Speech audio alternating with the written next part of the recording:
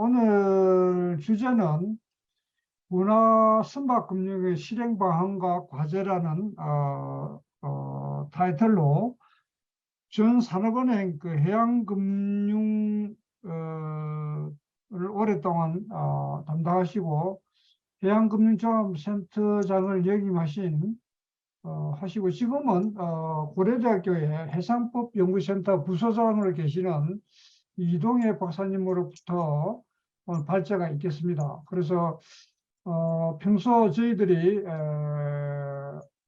지금 그 선박금융이 다 US 달러로 결제를 하는데 이걸 우리 국내 선사가 국내 조선소에 발주할 때는 원화로 해도 되지 않나 이런 어떤 그 의견이 가끔 나오고, 또 제가 평소에 이동해 박사님하고 말씀 나눠보면 이 박사님도 거기에 대해서 가능하다는 그런 입장을 갖고 계시고 해서 오늘 또 지난달에 저희들이 세미나 할 때도 이 부분을 한 같이 다뤘으면 좋겠다 이렇게 해서 오늘 이동해 박사님이 발제를 맡아주셨습니다. 그럼 우리 이동해 박사님 박수로 환영하겠습니다.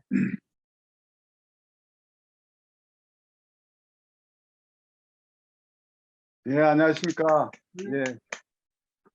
일기도 이게 고르지 않은데, 이 원화선박금융에 대해서 오늘 이 소견을 말씀드리게 돼서 반갑습니다. 제가 준비를, 그간의 내용들을 좀 정리를 해서 보면 오늘 한 40분이나 45분 정도 제가 말씀드리고, 그 이후에 한번 같이 여기 워낙 다들 각계각층의 내용들을 저희가 좀 토론을 통해 가지고 이 부분을 조금 생각을 좀 확장을 했으면 좋겠다라는 생각을 합니다. 우선 제가 공유를 해서 한번 내용을 같이 한번 보도록 하겠습니다. 이 내용에 대해서는 지난 21년도에 한번 8월에 내일신문에 한번 게재를 한 바가 있습니다. 이때 이제 하고 나서 금융위에서도 관심을 보이고, 또 제가 이 내용에 대해서 발제한 이후에 산업은행에서도 가서 해당 내용을 설명을 했는데, 사실 이게 이제 관계되는 부서나 부처가 여러 군데서 공동으로 해야 되는 내용이라서 사실 이게 좀 쉽지는 않은 내용이라고 저도 좀 생각을 하고 있습니다. 그런데 다만 그럼에도 불구하고 이 내용들에 대해서는 한번 우리가 좀 생각을 해봐야 된다. 그 배경이 되는 것들이 뭐냐면 이게 좀 오래된 이야기이긴 합니다. 과거 정부인데 과거에 이제 원화의 국제화라든지 세계화 그런 이야기가 나온 적이 있었지 않습니까? 잘 안 되고 있는 게 사실이고, 그럼에도 불구하고 이제 한때 저희가 원화가 아니고 금융의 영토 이런 이야기도 한 적이 있습니다. 그렇게 해서 이제 우리가 세계 시장에 뉴욕이나 유럽에 가서 투자를 할 수 있다 이런 게 정권회사 중심으로 금융의 영역 이런 이야기가 옛날에 나온 적이 있었죠. 근데 이 내용은 사실은 이제 국내에서 이 원화 현금 흐름인데, 그게 지금 제가 보기에는 이게 원화로 충분히 할 수 있는 거래를 이제 달러로 하고 있으니까 실제로 이제 우리가 하고 있는 금융의 영역을 오히려 이제 할 수 있는 부분을 이제 못함으로 따라서 다른 달러화의 금융의 영역을 주는 그런 역할을 하고 있는 거죠. 그래서 그런 부분이 제가 이제 금융을 계속 연구를 하면서 이 부분은 좀 안타깝다. 사실은 이게 원화 금융 시장의 활성화라든지 선박 금융 시장의 활성화 이전에 분명히 이제 원화 금융 시장인데 이거를 달러 금융으로 하는 거에 대해서는 좀 안타깝다라는 생각을 많이 해왔습니다. 그래서 이 부분에 대해서는 한번 관련되는 부처가 사실은 기획재정부, 그다음에 금융위, 산자부 이렇게 왜냐하면 여기 앉아 화주는 산자부가 소속이 돼 있고 또 금융기관 같은 경우에는 이제 이 금융위가 그리고 이 화주 평가라든지 또 형사의 회계제도 같은 경우에는 또 다른 또 정부 부처가 연관이 되어 있습니다. 그래서 다양한 부처가 해야 되는데 제가 이제 느끼는 것 중에 제가 정부 부처 뭐 이 산업은행에 있으면서 느낀 거는 이게 한번 테마로서 주제로서 이슈로서 한번 다뤄져야 이게 힘을 받는데 역대 정부들의 내용을 보면은 과거에 했던 내용을 잘 다시 안 해요. 그래서 이름을 다시 바꾸든지 그렇게 이 조금 주제를 새롭게 해야 새로운 정부에서 그거를 해 주는데 과거에 인제 이 원화의 국제화라든지 뭐 금융 영토라든지 이런 부분들이 과거 정부 이야기다 보니까 요즘 이 이야기를 다시 어떻게 하려면은 좀 새로운 형태로 바꿔야 되는데 제 생각에는 요런 것들을 요즘은 인제 K라는 이야기를 많이 붙이잖아요. 그래서 인제 요 부분은 K금융 또 K선박금융 이런 형태로 좀 우리가 좀 새롭게 좀 단장을 해서 이 부분에 대해서 조금 이 학자들이나 또 학계나 업계에서 힘을 좀 기울여야 된다라는 생각을 좀 하고 있습니다.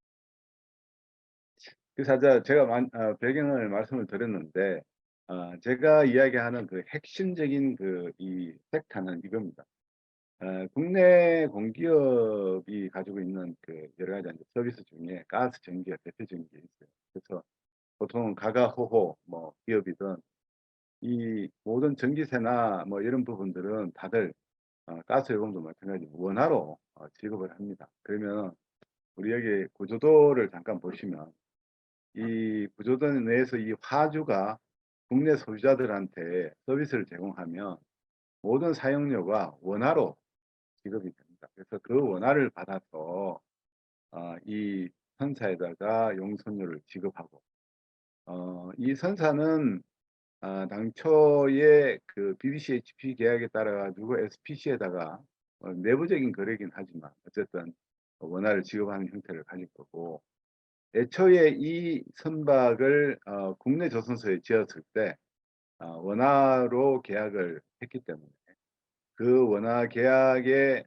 소용되는 자금을 국내은행에서 대출 원화 대출로 받았다. 그러면 이 지급되는 용선료를 가지고 이 원화를 지급하면 이 자체로 봐서는 뭐 어디에도 이 좀 이 현금 흐름상 한계는 없어 보이고 지금 현재 상황으로 보면은 내양선 그리고 또 중고선 그 셀 앤 리스백이나 또 작은 그 이 뭐 저항선 이런 것들은 지금 현재 국내에서 주로 원화 금융을 하고 있습니다. 이게 왜 이 신디케이티드 론이 아니고 또한 이제 이 바이래터럴한 그런 론이기 때문에 또 대부분의 연안의 그 탱커나 이 화물선 같은 경우에는 어 여러 가지 이제 좀 다양하게 달러도 있지만은 원화로도 하고 있고 또 그 포지션이 크지 않기 때문에 실제로 이제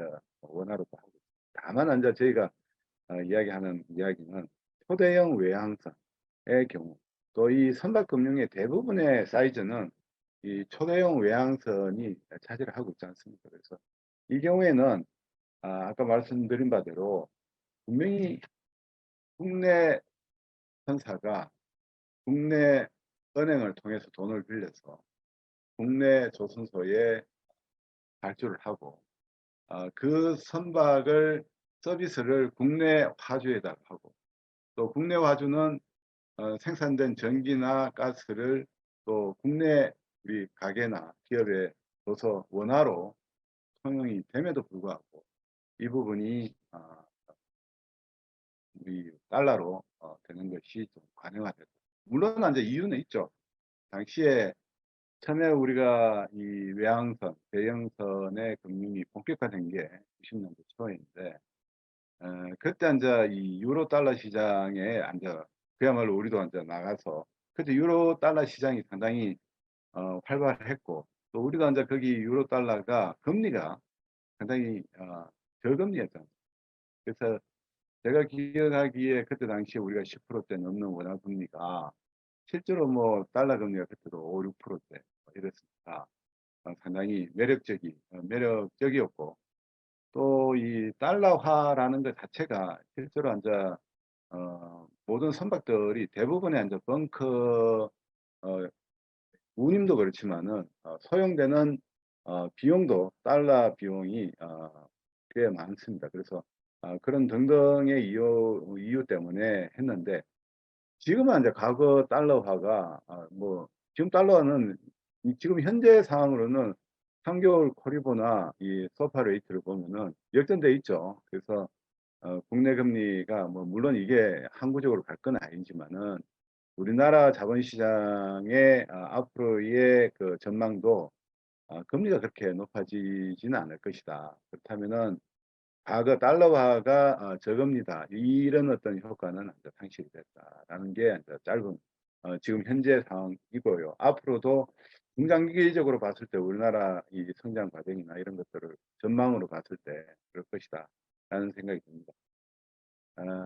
또 한 가지는 제가 뭐 몇 차례 들어서 이 강의를 했지만, 최근에 이제 중요한 그 선박 금융 시장의 그 형태를 보면은 아 non-뱅크 위주로 이제 그 정책 금융 시장이 많이 활성화되었어요.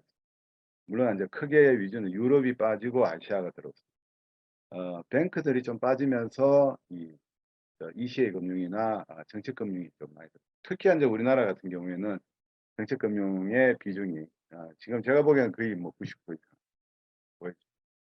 그래서 시중은행들이 이제 이 선박금융에 좀 힘든 이유도, 그간에 이제 해운 시장에 이제 이 고전을 면치 못했지 않습니까? 그래서 지금이야 뭐 저희가 이 하늘에 첫눈에 뭐 진짜 그 하나님이 보호하사 이 우리나라 이 선박 해운 이 산업이 다시 일어날 그런 교두보를 확보를 했지만, 실제로 19년까지 매우 어려웠습니다.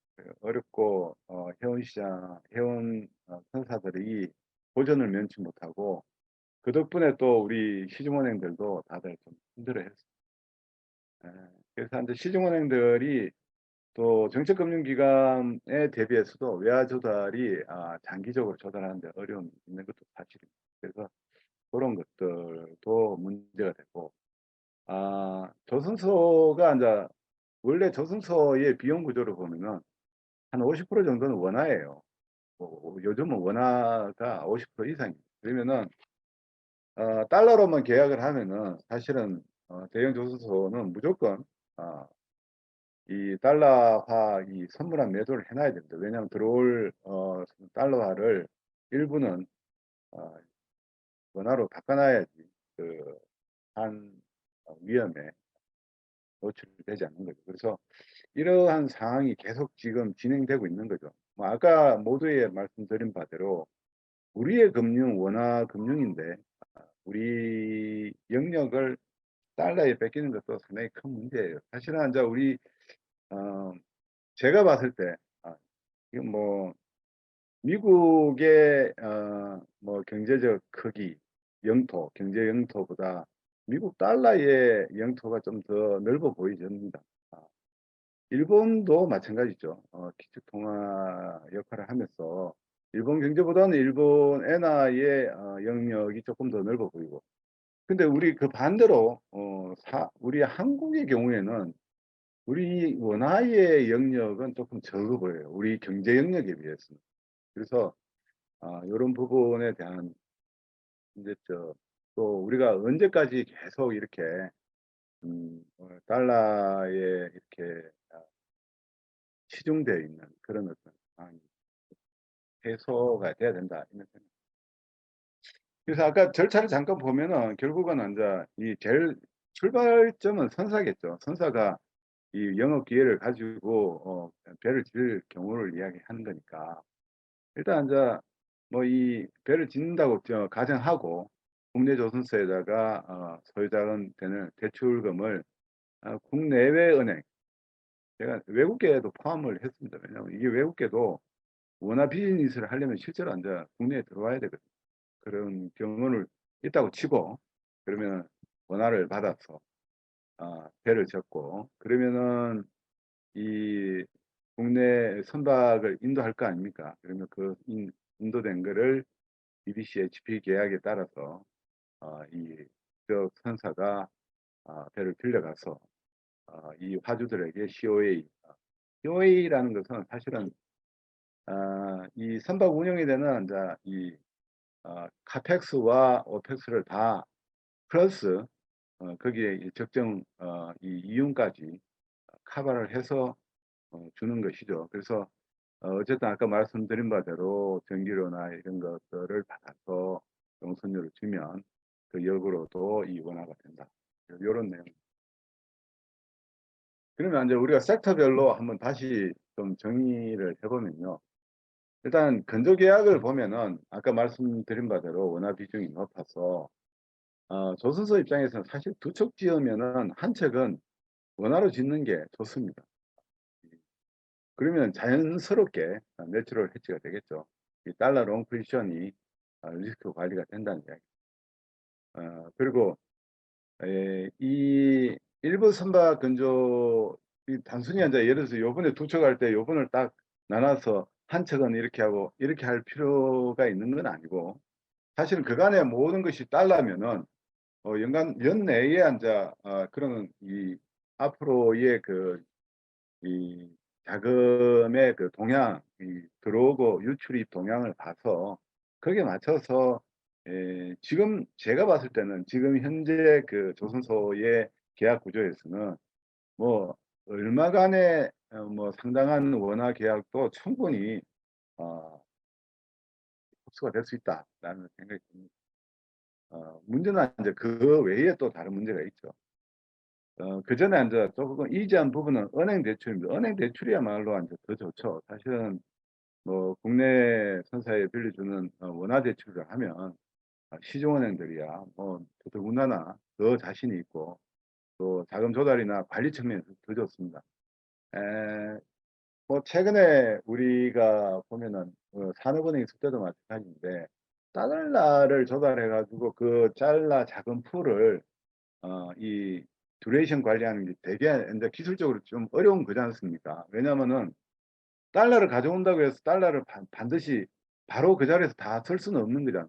그래서 달러를 도입을 하면 거기에 따르는 부대되는 여러 가지 리스크 관리나 또 자금 운용이나 이런 부분들이 많아야 됩니다. 또 달러 자금의 결제에 관해서도 직접적으로 그렇게 하기 위해서는 실제로 뉴욕에 대포 계정이 있어야 되고 아니면은 지점이 있어야 되고 그렇습니다. 그래서 달러 비즈니스를 하기에는 되게 많은 것들이 준비가 필요하고 많은 또 리스크 관리의 작업들이 필요합니다. 그런 거에 비해서 이제 국내 금융기관들이 원화로 한다. 뭐 매우 반가운 일이죠. 그리고 아까 말씀드린 대로 시중은행들은 좀 더 나을 것이다. 그 다음에 이제 이 COA 선박금융을 만약에 이제 국내에서 이게 막 진짜 이 정부 이, 이 부처 간의 그 협의가 잘 돼서 앞으로 그러면은 국내 공기업들 하는 거에 대해서 뭐 평가 문제나 회계 문제를 다 처리하고 이렇게 하자. 그러면은 국내 금융기관이 절대적인 우위를 가지고 있고 국내에 앉아 선사들이 입찰을 할 때 COA 전용선 선박 입찰을 할 때 원화 금융을 한다 그러면은 거기에 참여하려고 하는 외국계 금융기관은 우리 서울에 대포 계정을 갖거나 아니면 서울에 진출을 하거나 부산에 진출을 해야 되는 그런 상황입니다. 그 역으로 봤을 때 우리가 달러 비즈니스를 할 때 뉴욕의 대포 계정이나 뉴욕의 지점을 가져야 되는 것 같지요. 최근에 제가 본 바로는 뭐 일본 은행도 마찬가지지만 중국 은행들이 지금 서울에 많이 와 있습니다. 그래서 원화 비즈니스도 하고 또 여기서 실제로 중국과 교역하는 중국 엘리멘트가 많은 그런 기업들에 대해서 지원을 많이 하고 있습니다. 그래서 그런 은행 사이드로 봤을 때 이 부분은 제가 봤을 때는 전혀 문제가 없다.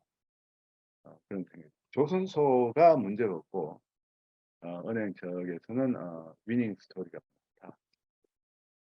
근데 문제는 이제 선사 쪽입니다. 선사 쪽이 이제 제가 몇 군데 인터뷰를 해보자 다는 아닌데 상당히 무시할 수 없는 많은 이 비중으로 달러를 회계상 기능 통화로 채택한 기업들이 많습니다. 그러니까 이제 어떤 문제가 되냐면은 원화를 빌리면은 원화 부채에 대해서는 평가를 해야 됩니다. 그런 문제가 되죠. 왜냐하면 달러 기준이니까. 그럼 원화가 강세로 가면은 부채가 많아지는 그런 문제가 되는데 원화의 대부분 이제 그 원화를 기능 통화로 대부분 하죠. 국내에서. 뭐 대표적인 경우가 이제 우리 흔히 많이 보는 경우가 이제 대한항공인데 대한항공 같은 경우에는 이 항공기 구입을 위해서 달러를 주로 많이 이제 부처를 하죠. 그래서 원화로 회계를 하지만은 달러 물론 이제 달러 강세가 되면은 달러 부채가 높아져 가지고 환 손실이 많이 손실이 생기니까 주식 시장에서는 당연히 이제 시장에서 반응을 하죠. 나쁘게 부정적인 쪽으로 습니다. 그래서 이제 이 문제가 있긴 있죠. 그렇다고 해서 또 뭐 전체가 다 그런 건 아닙니다. 다만 이제 제가 생각하는 거는 제가 회계적으로 봤을 때는 회계라는 것은 결국 기업이 경영상 가지고 있는 여러 가지 리스크를 합리적이고 가장 그 정확하게 외부에 보고하면 되는 거거든요. 근데 실제로 이제 COA 계약이 있는 선박에 대한 평가가 필요하냐?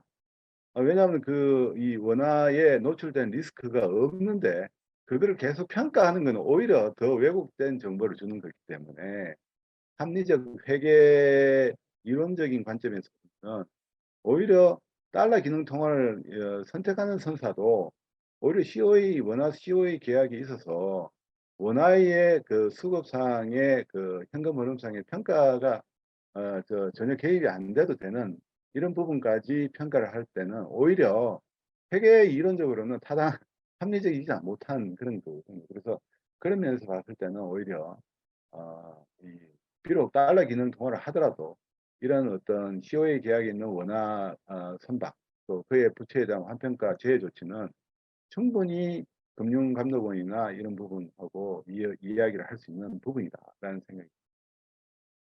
그래가지고 이제 물론 이제 기능 통화를 그렇게 하더라도 대부분의 또 선사들은 원화 비용도 있습니다. 그래서 이 COA 계약에서 남는 돈 거의 이제 배당이 되는 수입되는 그 부분은 원화로 해서 남다. 그거는 기능 통화를 달러로 하더라도 원화 비용이 있는 그 선사한테는 자연스럽게 내추럴 헤지에 일부 되는 거죠. 그래서 근데 이 부분은 좀 회계 문제라서 저도 뭐 제가 아무리 뭐 한다 하더라도 회계까지 제가 하는 건 아니고 이 부분은 회계 전문가들의 도움이 좀 필요합니다. 그래서 이 부분에 대한 내용은 저희가 이제 과제로 좀 남겨두고 그다음에 이제 공기업 화주들은 어떤 문제가 되냐? 화주들이야 뭐 돈을 대부분 이제 원유 도입이나 석탄, 철광석 도입 또 가스 도입이야 당연히 뭐 달러를 필요로 하죠. 그렇기 때문에 이제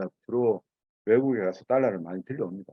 그래서 빌려오는데 다만 이제 이 운임까지 빌려야 되느냐? 뭐 운임 안 빌린다고 해서 큰 문제가 되는 건 아닌데 다만 이제 이 달러 빌려오는 그 어떤 규모가 조금 줄거나 그 빈도가 줄어들 수는 있겠죠. 그러니까 이제 워낙 지급 자체는 어닝 자체가 딱 원하기 때문에 그거를 지급하는데 뭐 그런 문제가 되겠습니까? 전혀 없지만은 다만 이제 현행 달러화를 이제 관행적으로 조달을 해오고 하는데 그 조달 규모가 좀 축소되는 부분이 없잖아 있고 또 하나는 공기업 이게 이제 기재부 소관입니다. 기재부가 이제 공기업 평가 부처의 문제인데 지금 이제 공기업들이 달러 조달이나 또 예를 들어서 뭐 이 운임 지급 관련해 가지고 달러로 이 비용 절감이나 이런 부분을 지표로 가지고 있다는 이야기가 좀 듣고 있어요. 그래서 이제 그런 부분들은 뭐 지표 변경이 좀 필요한데 이게 뭐 그렇게 결정적인 거 같지는 않아요. 그래서 이 네 가지 섹터로 봤을 때 가장 좀 걸림돌이 되는 거는 회계 문제 아닌가라는 근데 이제 기대 효과가 뭐 어느 정도 되느냐. 좀 뭐, 이 예전에 제가 처음에 이 원화 금융을, 선박 금융을 할 때 제가 떠올린 게 2008년도입니다. 2008년도에 왜 이야기, 이제 그 글로벌 리만 사태 이후에 글로벌 금융위기가 오고, 뭐 달러 조달이 안 되는 그런 시기였으니까. 그때 제가 이제 국제부서에 있으면서 조달청에서 달러 금융 안 되니까 달러 쓸 생각을 하지 마라. 지금은 뭐 제가 사례로 쓰는 금융 중에 하나가 이제 2009년도에 LNG 선박이 7척, 11억 불 정도가 재금융을 해야 되는데 그 10년 전에 취급한 거거든요. 이 99년도 딜리버리 된 선박이 10년 풋옵션이 걸려가지고 2009년도에 이제 7척이 도래되는데 합쳐보니까 11억 불입니다. 나라 전체적으로 뭐 10억 불 빌리기도 힘든 그런 상황에서 금융호를 11억 불을 해야 되니 그 전에 달러로 금융을 했던 모든 시중은행들을 전화해 보니까 다 나 못한다. 난 못하니 자녀분께서 알아서 하시오. 이렇게 그런 시기에 제가 이제 원화 금융을 어떠냐, 원화로 한번 보자. 이거는 뭐 원화 은행 아니냐. 뭐 지금 어차피 뭐 나가봤자 안 되고 그렇다면 원화로 한번 보자라는 이야기를 했는데 결국 그때의 신디케이션은 성공했습니다. 달러로. 그래서 국내 은행들 다 나가고 그 자리를 다 외국계로 다 갈아태우고 해서 아주 성공적으로 끝나긴 했지만 어, 매우 이제 이 원화가 사용될 수 있었다라는 건데 제가 얼핏 봐도 우리가 지금 LNG 선박이 그때 25척 정도였던 거 지금 뭐 한 10년 이상 지났으니까 뭐한 30척 이상 될 거고 앞으로도 연간은 뭐 LNG 한 5척 그다음에 뭐 방탄소이나 또 나머지 뭐 캡사이즈 한 10척 정도로 보면은 못해도 이게 한 2, 3조 정도 수준의 원화 이 순수하게 원화 선박 금융을 할 수 있는 시장 규모가 조성될 수 있겠다라는 생각이 듭니다. 그래서 아까 우리 뭐 어휘 중에 기대 효과는 당연히 이제 상시적으로 국내 이 원화 시장에서 이 국제 금융 시장이 불안하더라도 당연히 조선소 입장에서는 반가울 겁니다. 반가울 수 있고요.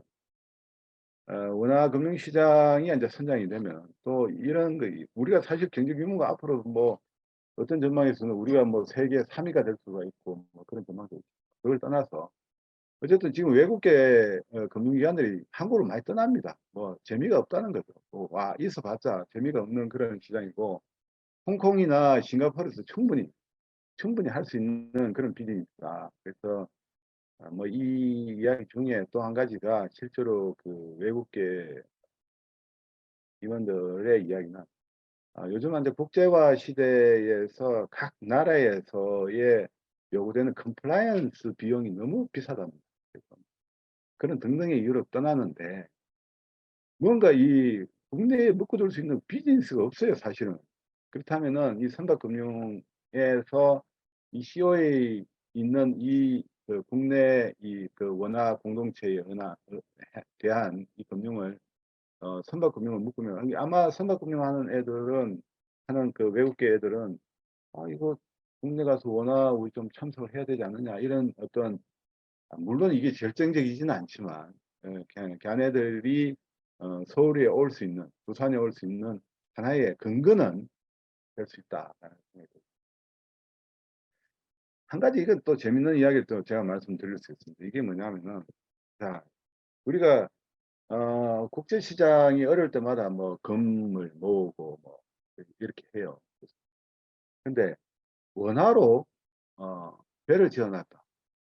그거는 사실은 말이 원화로 했지 뭐 그거는 그거는 이제 취득대 이야기고 이걸 팔 때는 언제든지 달러로 될 수 있습니다.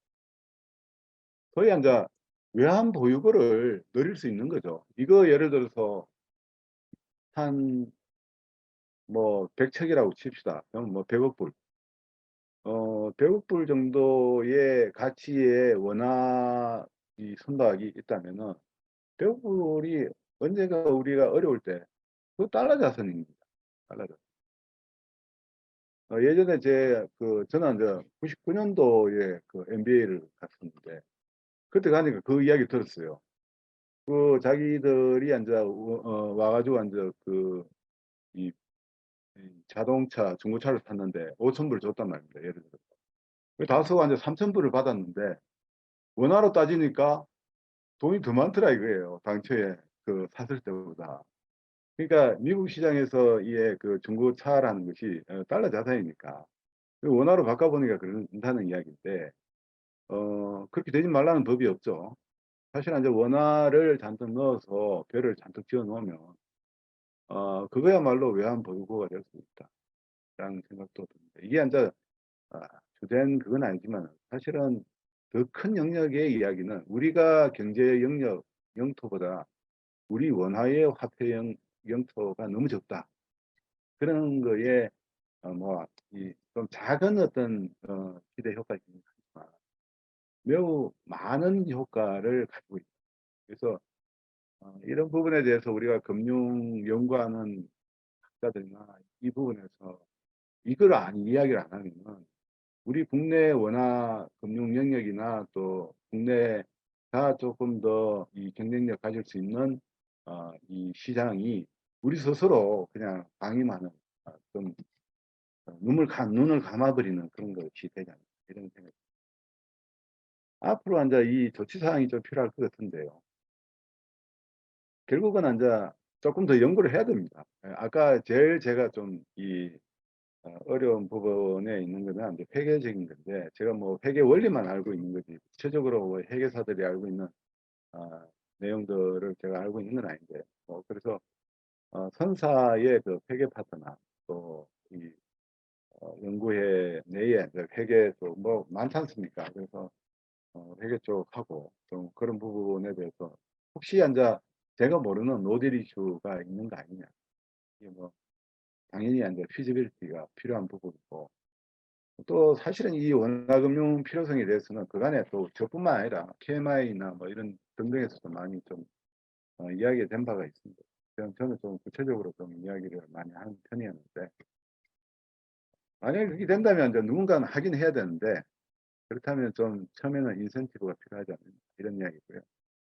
그럴 때는 이제 정책금융기관이 나서서 이 부분에 대해서는 좀 오너십을 가지고 할 필요가 있다. 그러면 그 전에 이런 피지빌리티 확인 작업하고 그게 된다면은 K금융, K선박금융 이런 어떤 형태의 좀 요즘 언어로 해서 이게 사실은 이제 과거 정부의 이야기를 잘 안 꺼내려고 그래요. 참 이게 참 정부 부처마다 좀 재밌는 현상이긴 한데, 결국은 옛날에 했던 이야기들이 틀린 게 아니면 뭐 또 꺼내서 또 해야 되는 건데, 그래서 이제 그런 경우 대부분 이제 이름 다시 리네이밍을 하죠. 그래서 이번에 제가 뭐 하면서 연구는 K선박금융을 하자.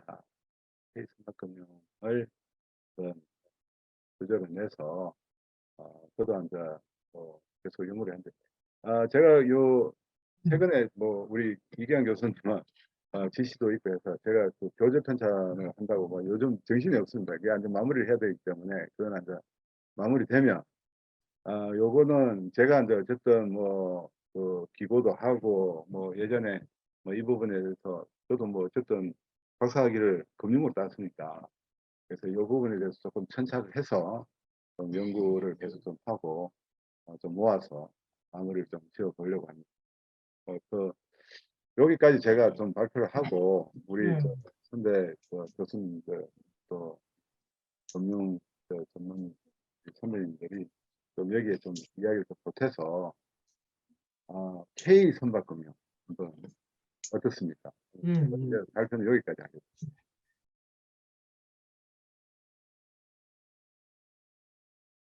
예, 이동 과정 감사합니다. 그동안에 저희들이 충분히 이제 우리 국내 선사가 국내 준서에 발주할 경우에 원화로 결제가 될 수 있다는 그런 생각을 했는데, 그걸 오늘 저희들이 한번 공론화를 하고 또 그럼에도 불구하고 이제 이 회계 처리 문제라든지 그다음에 저게 선사들이 자기들이 그 매출 이제 수입이 들어온 수입이 이 원화가 얼마 정도 되고 또 달러가 얼마 되는 게 나눠져 있지 않나는 저 개인적으로 생각이 좀 들거든요. 그런 걸 면밀히 검토해서 한번 저희들이 좀 연구를 해서 좀 공론화 시키는 것도 한 필요하지 않겠나 하는 생각입니다. 오늘 저희들이 특별히 이 발표에 대해서 지명 토론은 정하지 않았습니다. 그래서 여기 계시는 분들 다들 경험이 많으시고 하니까 자유롭게 저희들이 한 9시, 늦어도 9시 반까지는 끝내겠습니다. 네. 누가 한번 그 물꼬를 터주시죠. 제가 먼저 말씀을 예, 드릴까요? 예, 강 교수님, 예, 좋습니다. 예, 그 이제 원화금융 얘기는 이제 저도 몇 번 들은 적이 있었고 오늘 그 이동엽 박사님이 잘 정리해서 발표를 해주셨기 때문에 저도 이제 과거에 들었던 얘기가 리마인드 되고 있는데요. 그 원화금융 얘기가 나올 때 꼭 이제 그 덧붙여서 나오는 얘기가 과연 원화금융을 요구하는 주체가 누구냐? 그러니까 즉 말하자면 원화금융의 수요자가 누구냐? 과연 해운회사에서 그런 원화금융을 요구하느냐? 아니 뭐 조선소에서 또 조선소에서 선박 건조 계약을 원화 베이스로 맺고 싶어 하느냐? 아니면 은행이 이제 선박금융에 있어서 특히 이제 민간은행 같은 경우에는 외화 조달 금리가 비싸기 때문에 그 외화 베이스의 선박금융하기가 참 힘들고 또 장기 외화 조달이 이제 잘 안 되는 측면이 있기 때문에 은행이 오히려 원화금융을 요구하는 거 아니냐 그런 이제 어떤 이 의문이 들거든요. 제가 저도 이제 원화금융에 대해서 관심이 있어가지고 전에 그 조선소 관계자를 만나가지고 이제 이 선박건조 계약 꼭 달러 베이스 맺을 필요 있느냐 우리나라 국내 해운사 같은 경우에 원화 베이스로 체결하면 어떻겠냐 싶었더니 이제 조선소 쪽에 담당자 하는 얘기가 잘 몰라서 하는 얘기일 수 있는데 조선소의 이제 비용이 원화 비중이 약간 이제 이 박사님이 50% 정도 된다고 말씀하셨는데 뭐 인건비는 원화로 나갈 거고요.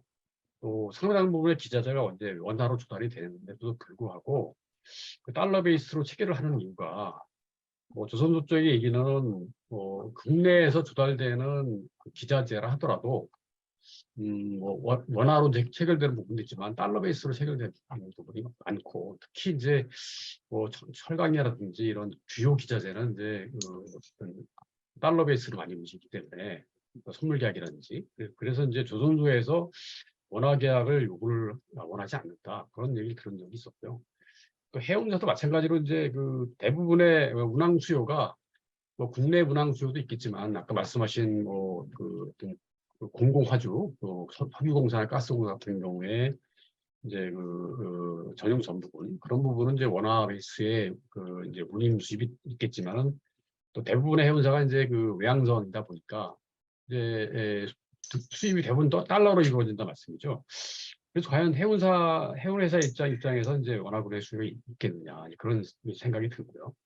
그렇게 이제 처음에 제가 말씀드리고 싶은 분이 과연 원화금융의 수요가 국내에 존재하느냐 그런 부분을 한번 따져봐야 될 것 같고요.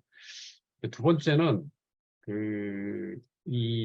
제가 과거에 좀 자료를 보니까 선박 펀드 조성할 때 원화금융이 이루어진 적이 있더라고요.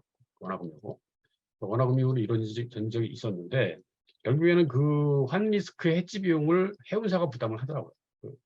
선박 펀드나 은행에서 부담을 하는 게 아니고 그러면 그 얘기는 뭐냐면은 오히려 해운사는 원화금융을 원화로 선박금융을 할 때 또 환리스크를 해야 되는 또 환리스크 비용을 부담을 해야 되는 비용 부담 가중에 또 상황이 처해지기 때문에 오히려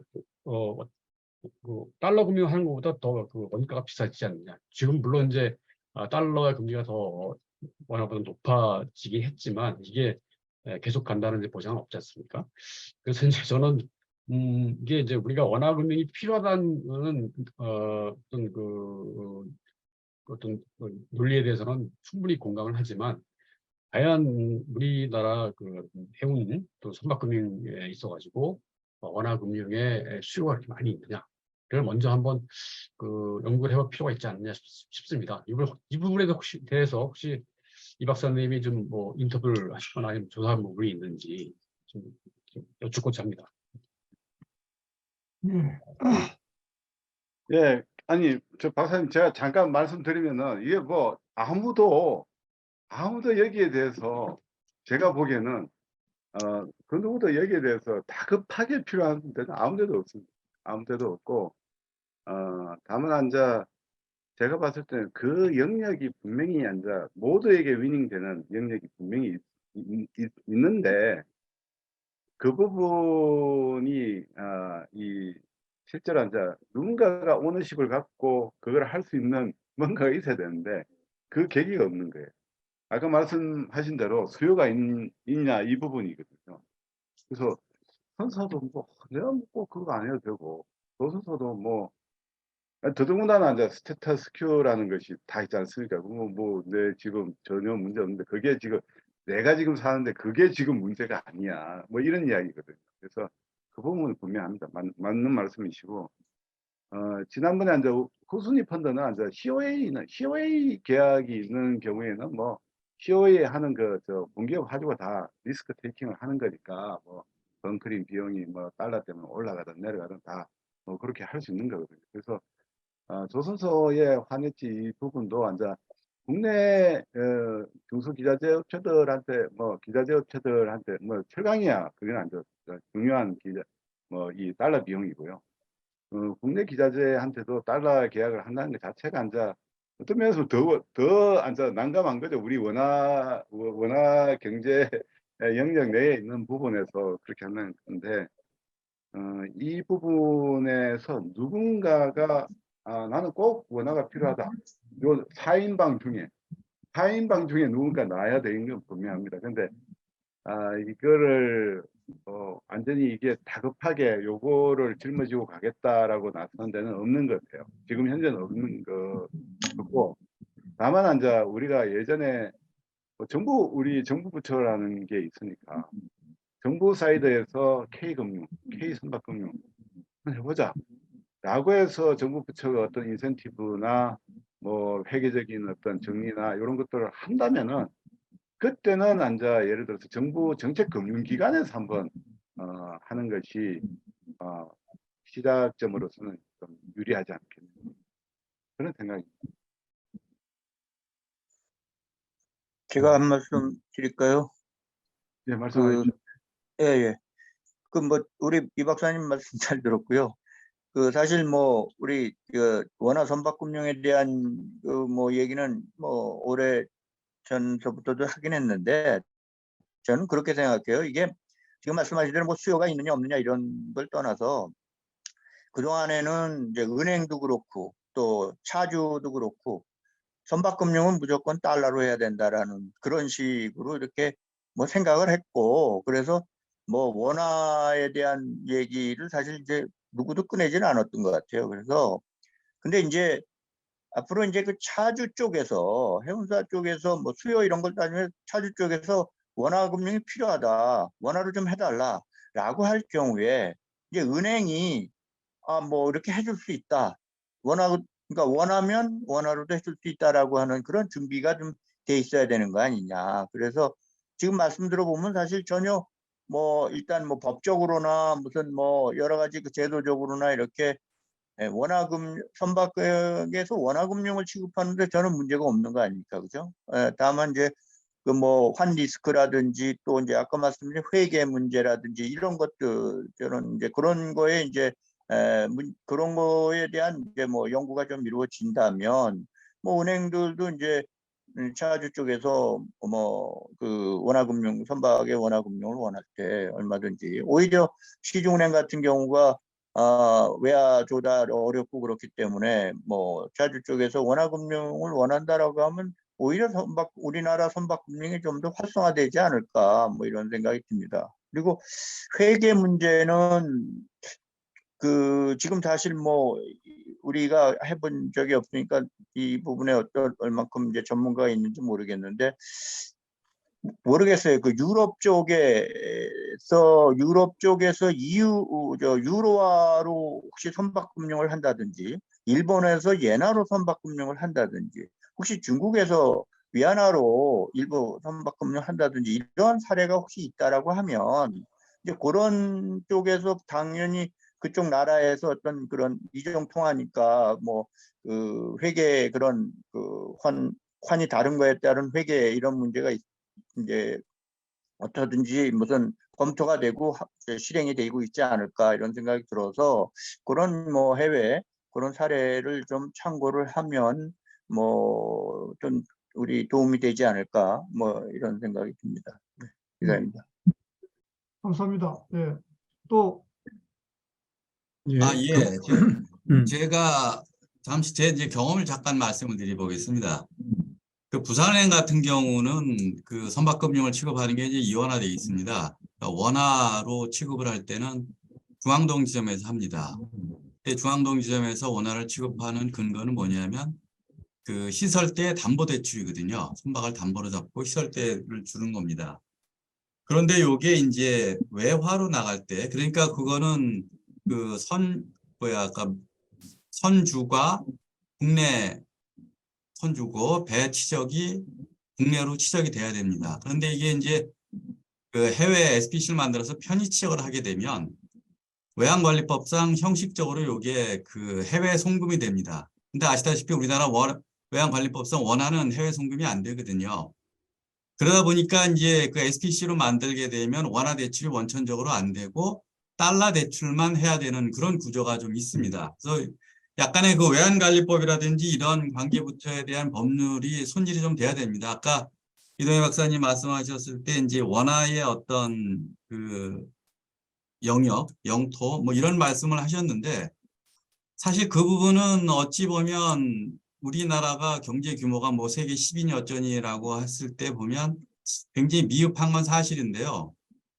지금까지 우리나라 외화 정책을 보면은 그 환율 방어라든지 이 환율에 굉장히 민감한 그런 구조입니다. 왜냐하면 우리가 아시다시피 이제 개방 경제이다 보니까 이제 대외 자산과 대외 부채가 워낙 많고 그래서 이제 환율에 대해서 굉장히 민감한 문제이고 이 환율 방어에 대한 그 정책적인 의지라든지 이런 것 제약 조건이 굉장히 많습니다. 그래서 이제 사실 원화의 어떤 국제화라든지라는 거는 제가 볼 때는 우리나라 금융당국의 의지는 아직까지는 좀 없어 보입니다. 그래서 그런 약간의 그 제도적으로 손볼 부분이 좀 있다라는 거를 먼저 말씀을 드리고요.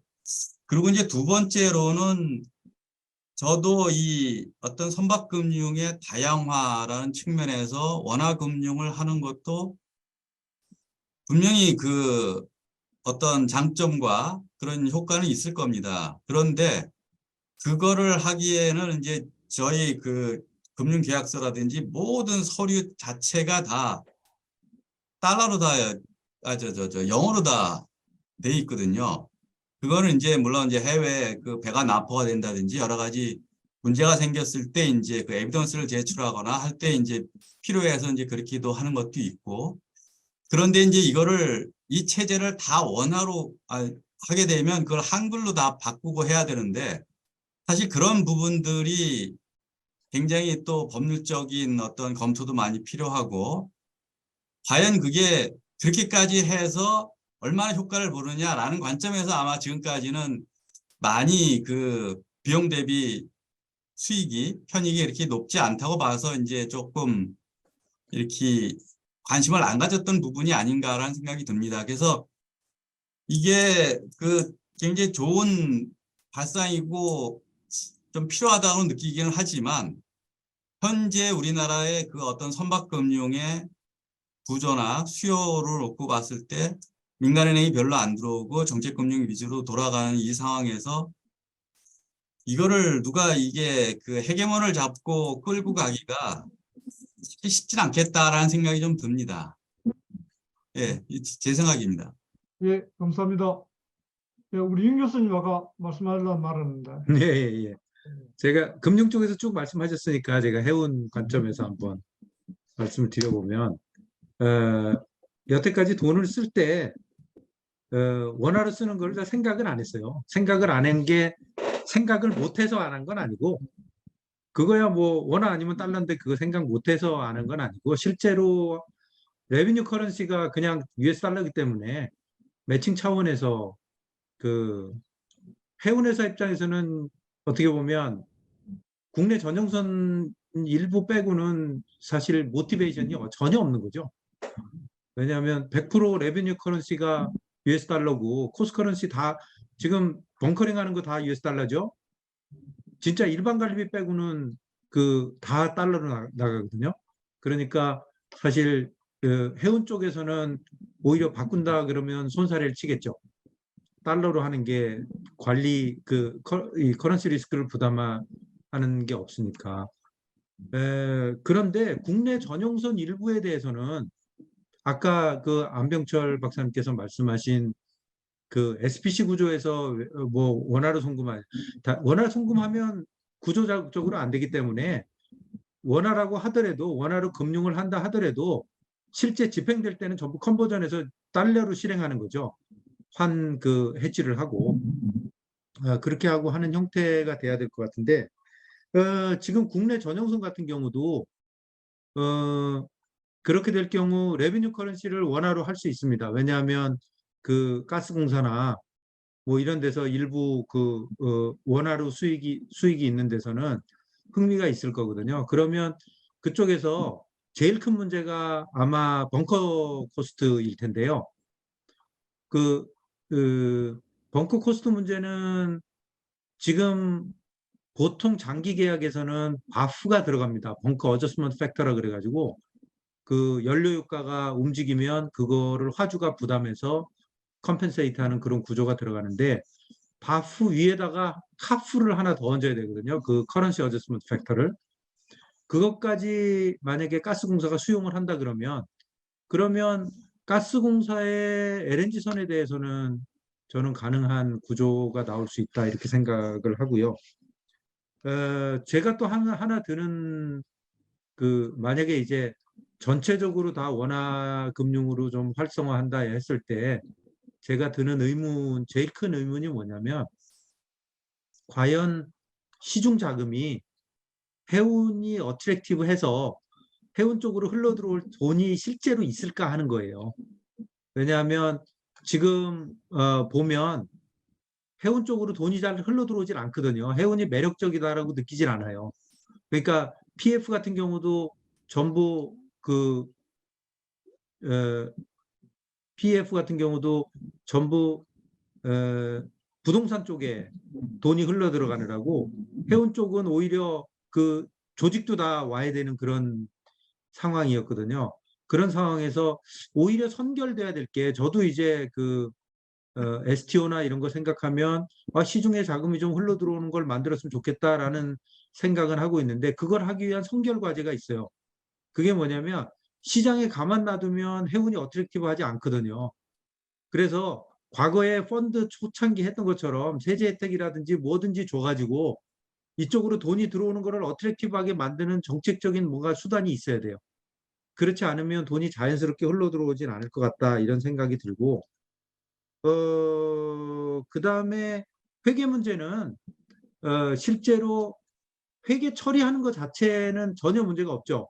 왜냐하면 이전 커런시 처리하는 게 이미 뭐 외화 환산손이나 환차손이나 이런 거로 회계 체계가 다 정립돼 있기 때문에 그 자체는 전혀 문제가 없는데 회계 쪽에서 만약에 문제가 있다면 뭐가 있을까요? 글쎄요. 아까 법 쪽에서 문제가 있는 거 말고는 회계적으로는 뭐 처리하는 것 자체는 문제가 없고 오히려 그 회계 처리보다도 환 리스크를 어떻게 관리할 건지 하는 거에 대해 가지고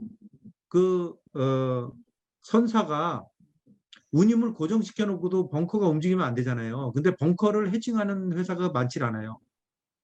그 정도로 이렇게 선물을 통해서 해지하는 거에 대해서 약간 공포 같은 걸 가지고 있거든요. 그 조직 안에서 뭐 이런 거예요. 선물하다가는 다 빨리 잘리고 안 하고 있으면 중간 가는데 이거 괜히 한다고 설쳐가지고 조금만 잘못되면 뭐 목 날아가니까 안 한다 뭐 이런 분위기도 많고 그래서 그런 어떤 커런시 리스크 쪽으로도 만약에 부담이 오면 안 하려고 그럴 거예요.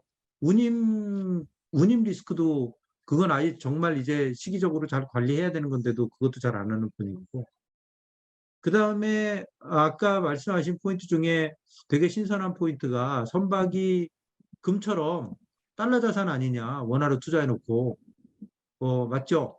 근데 이제 금은 리퀴디티가 있고 선박은 리퀴디티가 없어요. 계약을 묶어놓으면 우리가 팔 수 있는 자산이 아니라서 정작 필요할 때 그거를 현금화 시킬 수 없다는 한계가 있긴 한데 그래도 원화로 투자해서 고정적인 달러 레비뉴가 제너레이트 된다는 측면에서는 뭐 그런 면에서는 의미가 있을 수 있다 이런 생각이 듭니다. 그리고 아까 안 박사님 말씀하신 것 중에 원화로 할 경우에 계약이 다 우리말로 계약이 되는 거 아니냐 하는 거는 저는 조금 다르게 보는 게요. 그냥 커런시만 바뀌는 거고 어차피 계약은 중거법을 영국법으로 해가지고 영어로 다 갈 것 같아요. 그거는 우리나라 중거법으로 해결하는 거에 대해 가지고 아직 그거가 뭐 널리 받아들여지는 그게 아니라서 금융계에서는 그래서 아마 영국법을 중거법으로 해서 영문계약으로 가지 않을까 이런 생각이 들기도 합니다. 예, 이상입니다. 예, 감사합니다. 예. 예, 우리 또 해운계 입장에서 또 상당히 자세하게 또 조금 의견을 주셨습니다. 그리고 우리 최재웅 사장님, 예, 한 말씀 하셔야지. 제가 이제는 좀 떠나 있은 지 오래돼가지고 그렇습니다.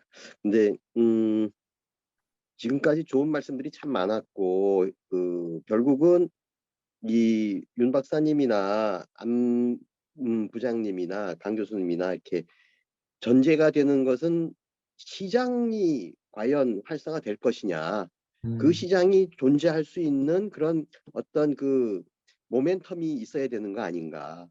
그래서 좀 생각을 해본 거는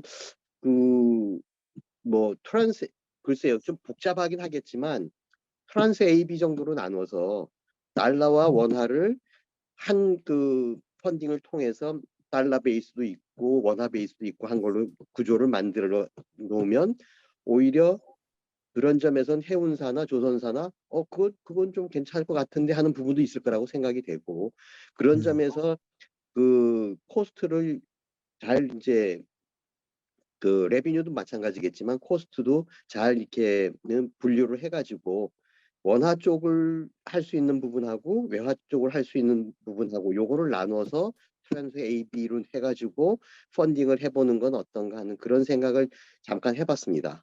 그리고 그렇게 되면 그런 것은 결국은 금융기관에서 먼저 선도를 해줘야 되는 부분이고 그런 걸 통해서 시장이 형성이 되게 해준다 그러면 그 시장이 만들어지지 않을까 하는 생각이 좀 듭니다. 그런 생각을 좀 해봤습니다. 이상입니다. 예. 예, 감사합니다. 예, 많은 이야기 나오는데 혹시 우리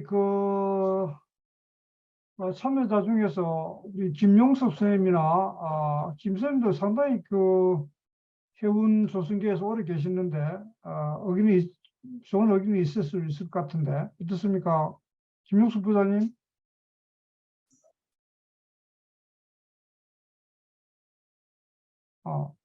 여기 가셨나? 우리 대우조선에 계시는 최병호 사장님인가 부장님? 네, 예, 예. 예, 안녕하십니까. 예, 예, 예. 이 부분에 어떻게 조수사 입장에서 어떻습니까? 예, 뭐 제가 여러 박사님들 말씀 주신데 뭐 따로 뭐 깊은 견해는 아니지만 그냥 조선업에서 이렇게 쭉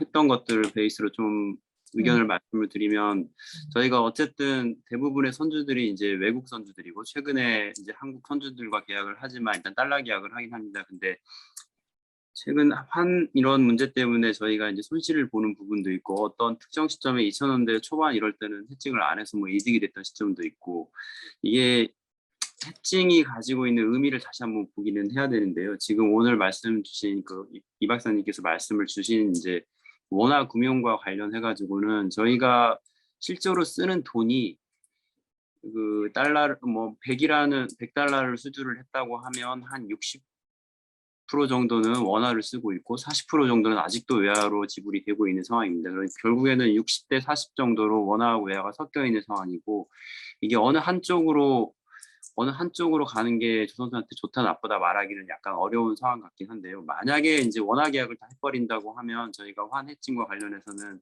지금과 같은 거하고 반대되는 정책을 좀 써야 되는 걸로 좀 판단이 되는데요.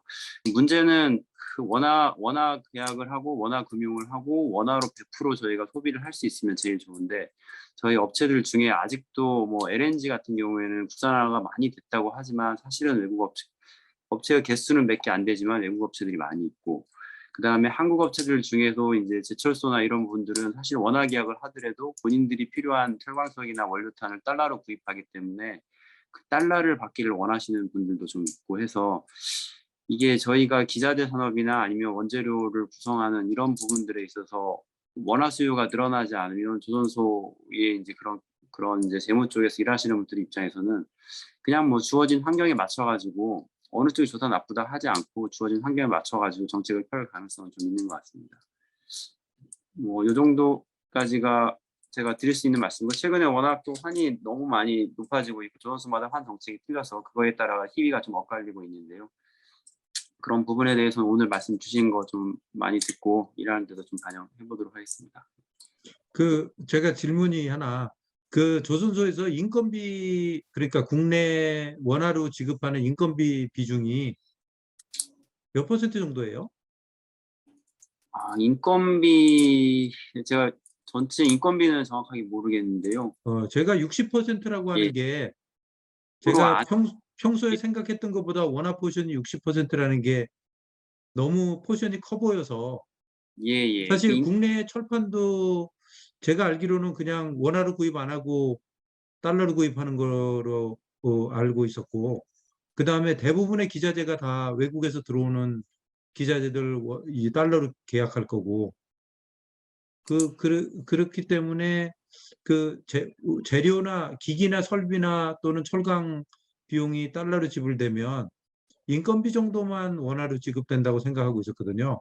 근데 근데 저희가 그게 그 원가가 뭐 더 잘 다들 아시는 것처럼 뭐 재료비, 노후비, 경비 이렇게 구성이 돼 있으면 그 중에 재료비가 이제 재료비하고 그다음에 경비의 일부가 달러로 나가는데요. 그 경비 중에는 뭐 최근에 말이 많은 GTT 로열티나 뭐 이런 부분들이 조금 있고, 그다음 재료비당 성과의 한 50%, 60%까지라고 치면 그 60% 중에 달러로 나가는 부분이 달러로 뭐 견적 또는 나가는 부분이 한 50% 이쪽 저쪽 합니다. 근데 문제는 한국의 제철소들도 역시 그 원화로 계약을 하고 원화로 받아가는 제철소가 있고요. 그다음 원화로 계약을 하고 본인들이 달러를 지불해야 되기 때문에 특정 저희가 계약을 별도 체결해서 달러로 지불하는 경우도 있습니다. 그런 것들이 좀 섞여 있습니다. 그래서 이게 정확하게는 말씀을 드리긴 어렵지만 say 그냥 한 40% 정도가 이제 외화로 나가고 원하다 이렇게. 근데 최근에 LNG들이 이제 내년 내후년 많아지면 달러 비중이 더 높아질 가능성 많습니다. 오케이. 제 머리를 바꿔야 되겠네요. 빨리. 교수님.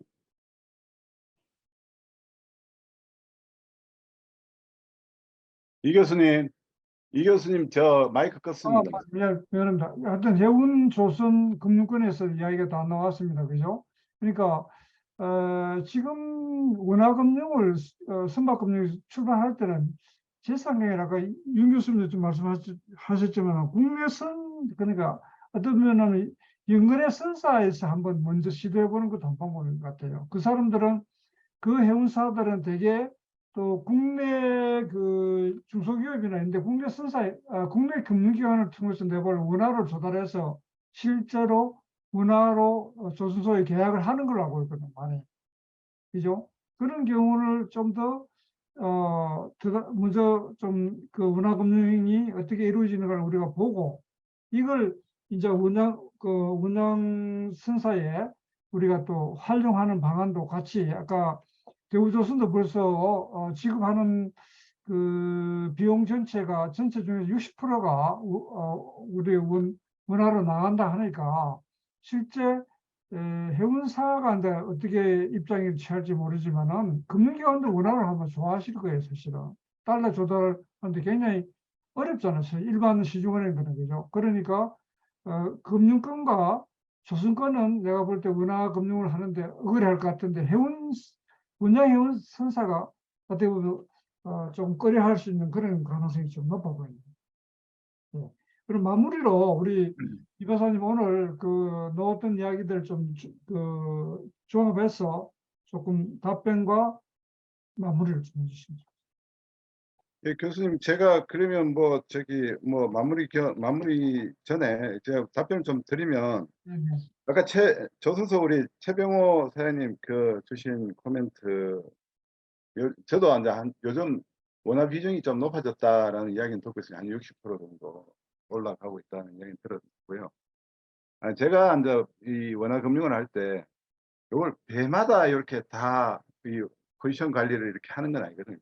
재무 쪽은 그냥 다 섞어 놓고, 이제 아까 말씀하신 대로 비중이 어느 쪽으로 가느냐, 또 인아웃이 어떻게 되느냐에 따라 가지고 그 포지션 관리를 할 겁니다. 그래서 제가 아까 지금 현재 우리 그 뭐 선물한 매도 포지션이나 이런 걸 다 봤을 때 원화 선박을 뭐 1, 2조 한다고 해서 전혀 저는 뭐 조선소 포지션 관리에 그렇게 그분들 전문성에서는 문제가 안 된다, 이렇게 제가 보여지고는 있습니다. 다만 이제 해운사 문제죠. 해운사가 그 뭐 원화로 하는 게 아니라 좀, 제가 여러 사장님들을 물어봤거든요. 그러니까 금리가 정말 다운되고 금리가 다운되고 특별히 이제 이번에 COA 계약 같은 경우에는 아까 바프 말씀하시고 카프 말씀하셨잖아요.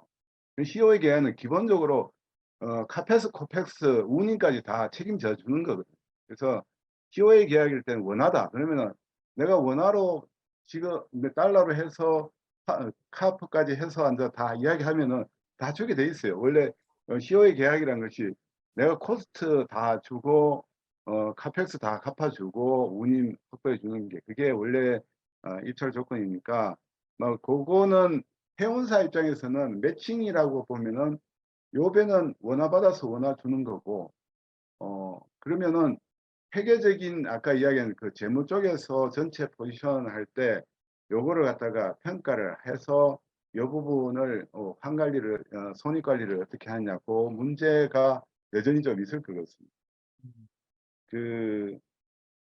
안 박사님 말씀하신 우리 보고 있잖아요.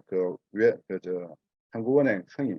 근데 어차피 한국은행 승인 사항이에요. 그래서 들고 와서 승인 받아야 됩니다. 승인 받아야 되고, 대부분의 이제 달러도 마찬가지거든요. 거주자와 비거주자 관계에 달러 송금도 무조건 승인 사항입니다. 그래서 원화를 송금하더라도 승인을 받아야 되는 그런 상황이기 때문에 결국 크로스보드가 비거주자 간에 예를 들어서 선사가 SPC로부터 용선료를 받는 것도 없고 거주자와 비거주자 간의 거래이기 때문에 그 부분도 어쨌든 패키지로 한국은행 승인은 원화로 하든 달러로 하든 받아야 됩니다.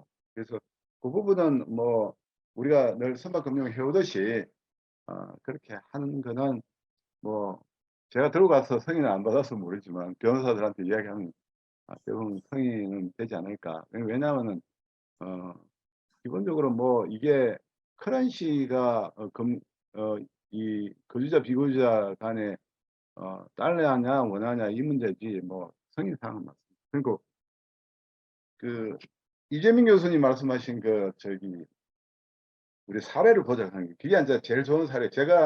저도 이 염두에 두고 있는 게 엔화금융이거든요.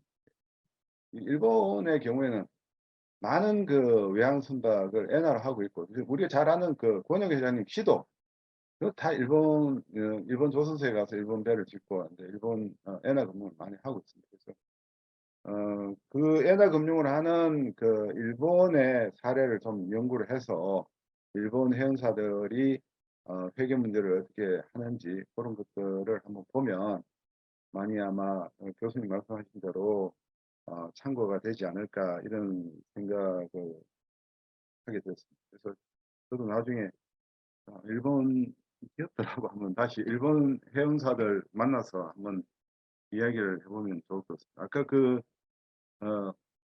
윤 교수님 말씀하신 그 인센티브 있지 않습니까? 세제. 네.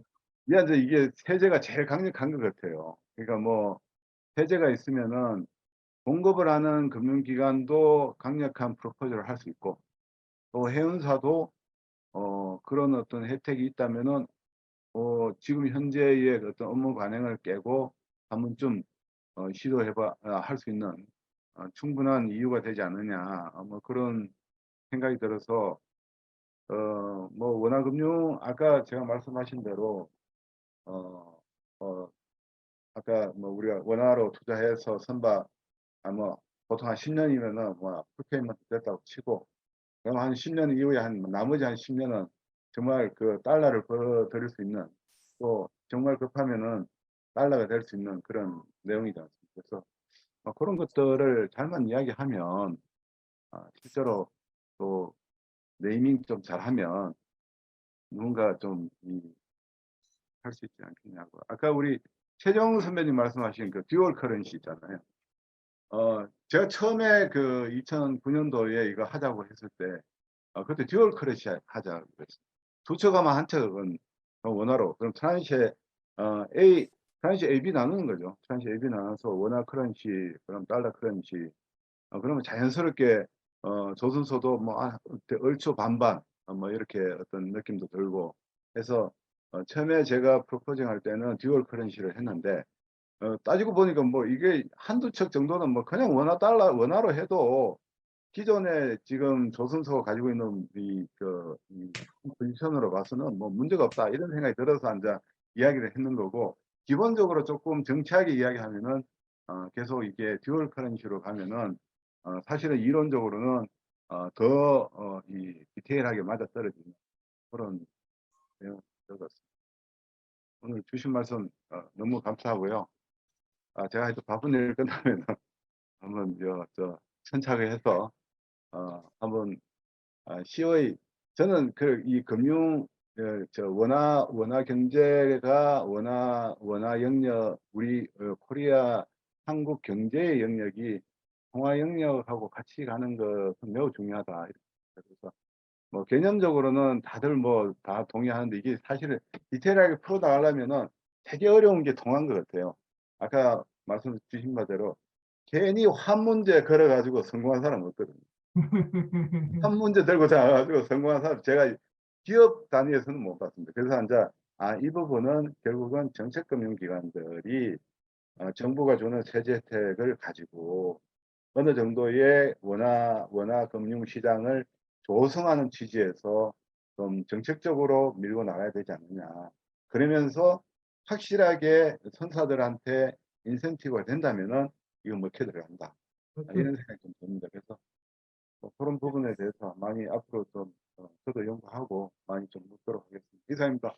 네, 감사합니다. 예. 예, 제가 죄송합니다. 제가 추가적으로 전용선 계약의 계약 형태에 대해서 조금 클래리파이 하는 차원에서 조금 한 포인트만 말씀 더 드리겠습니다. 전용선 계약이라는 게 굉장히 유니크한 계약 형태예요.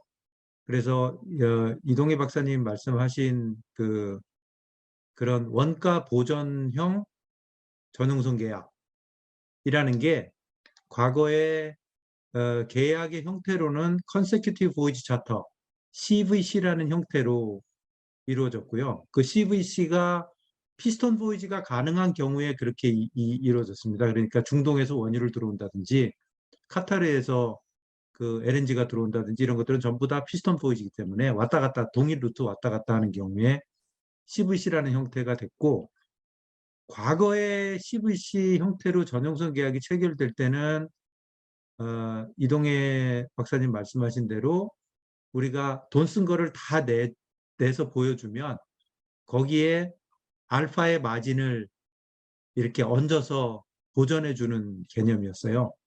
근데 이제 예를 들어서 한전이나 호철 같은 데서 그게 이제 그 변동에 대한 리스크를 자기네들이 다 지는 게 싫은 거거든요. 그러니까 그냥 고정 운임을 줄 테니까 하고 입찰을 요새는 그런 형태로 받는 걸로 알고 있어요. 돈을 다 증빙을 제출하면 원가를 다 보전해주고 알파의 그러니까 이제 계약 형태가 약간 COA 형태로 바뀐 거죠. 그러니까 고정 운임을 일반 COA처럼 일정 기간에 3년 COA나 2년 COA, 뭐 1년 COA, 멀티플로 이렇게 보이지 차트가 일어나는 형태의 계약 형태대로 고정 운임 기준의 전용선 계약. 톤당 얼마를 줄 테니까 나머지 니들이 변동성은 니네가 다 가지고 가.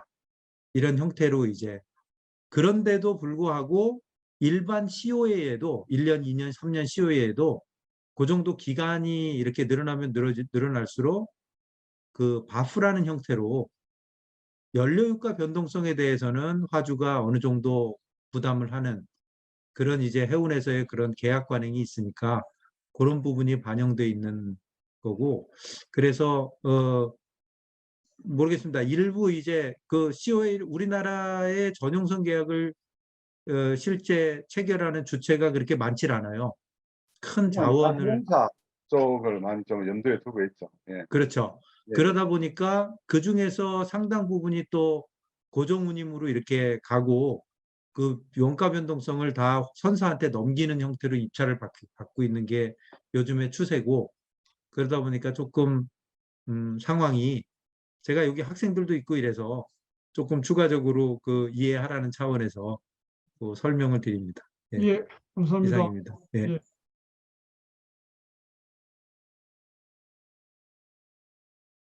예, 오늘 우리 이동희 박사님 발표 감사드리고 우리 또 정말 금융권엔 또 이시의 금융 그 조선소 다년간 근무하신 분들 좋은 말씀 주셔서 감사드리고 또 우리 학생을 참여해 주신 하동훈 씨, 조재훈 씨, 또 김용수 부장님은 어디 가셨는가 봐. 그다음에 신산 씨는 지금 신성해운에 지금 들어가서 이제 한참 일을 배워가지고 어느 정도 적응하고 있다 이런 말씀하셨습니다. 그래서 앞으로 또 나중에는 그 전문가 되면은 이 세미나에서도 발표를 하는 기회를 드리도록 하겠습니다. 예. 그럼 오늘 우리 해양은행 포럼은 여기서 마치도록 하겠습니다. 여러분 감사합니다. 참여해 주셔서.